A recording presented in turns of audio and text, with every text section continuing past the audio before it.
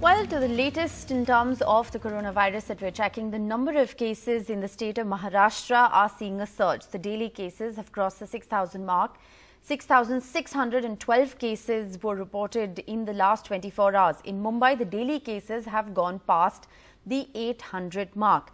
Now, members of the Maharashtra COVID task force in conversation with NDTV have in fact come out and said that a new strain of coronavirus, which is not linked to the UK, the South African or the Brazilian strain, is being found in India, and that is the reason why cases in certain areas of Maharashtra are in fact surging.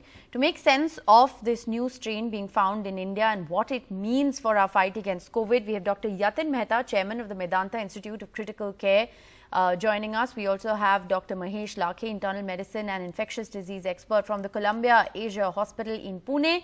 And we're also being joined by Dr. Hemant Deshmukh, Dean of the KEM Hospital from Mumbai. Thank you all very much for being with us on the broadcast. Dr. Deshmukh, I want to begin by asking you, at the KEM Hospital, which is of course a COVID facility, you've seen Mumbai specifically at its worst.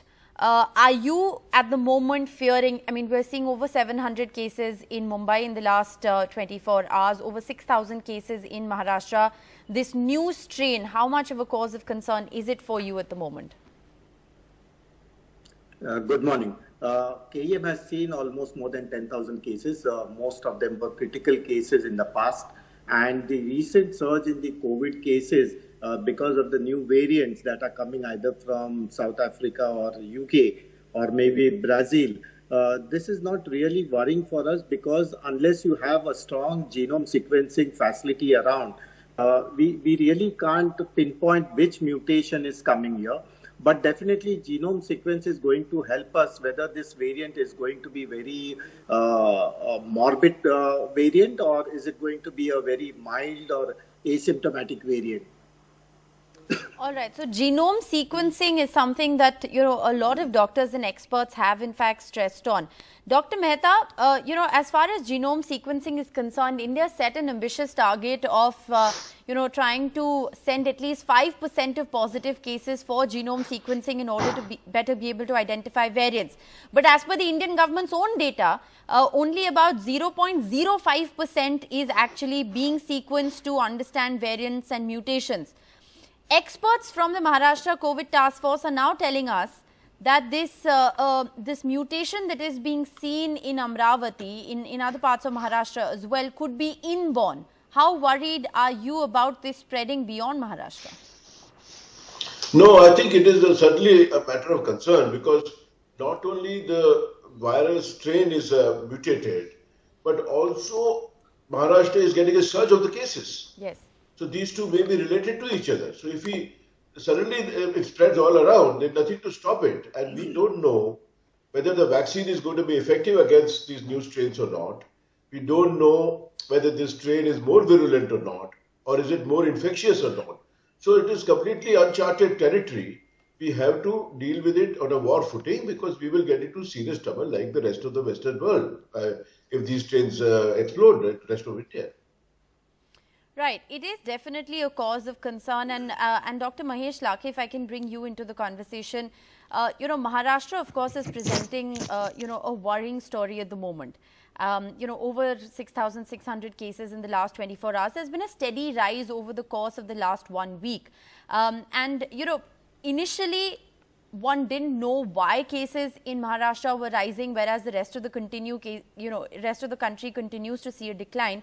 But now there is a plausible explanation in terms of the new strains. How prepared is the healthcare infrastructure to deal with cases of reinfection? Because, it is possible that you can get reinfected with a new strain of COVID.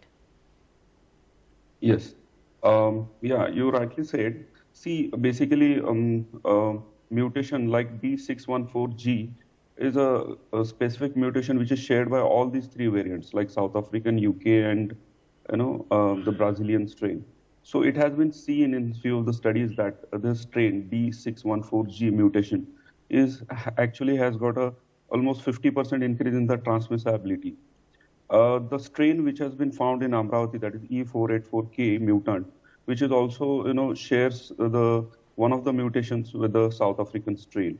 So in this situation, it is quite likely that if we do a lot of genome sequence studies, and it is the high time to do more samples for sequencing and to find out, if this strain is actually spreading in some of the cities, and actually you need to look in other bigger cities like Pune, Mumbai, as well as other, because if it is a increased transmissibility, it is definitely going to spread like haywire. But we don't have yet data to say whether this is more fatal or virulent, and more studies only will guide us.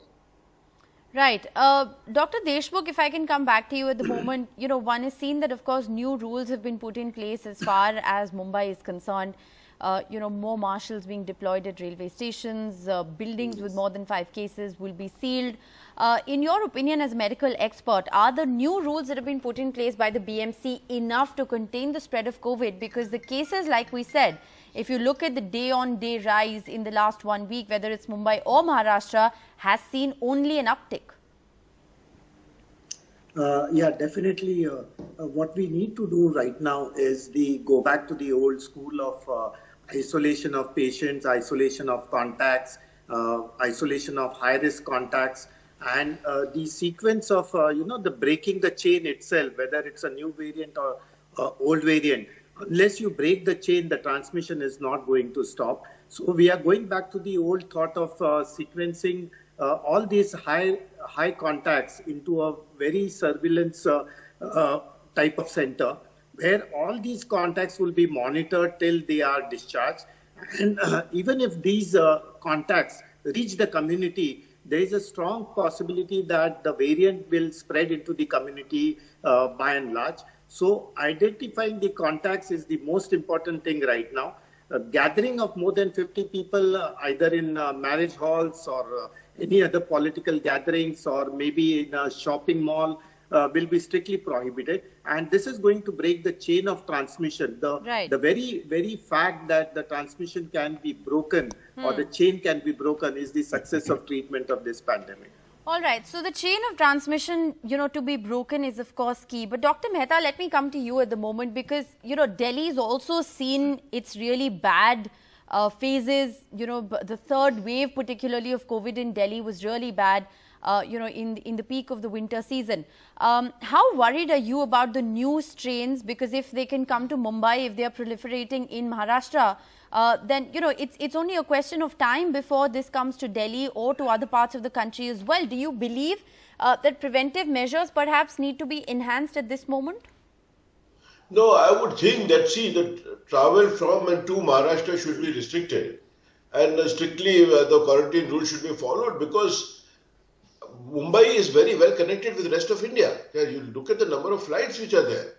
So I think there is a lot of traffic from and to Mumbai, and so this is going to create a very serious problem in the rest of India if this Amravati strain, so-called Amravati strain, spreads everywhere. So we have to, now in Amravati, they have declared a lockdown of 12 hours. You tell me, what is 12 hours going to achieve? I mean, it makes absolutely no sense. I mean, they should be stricter about it and take it more seriously.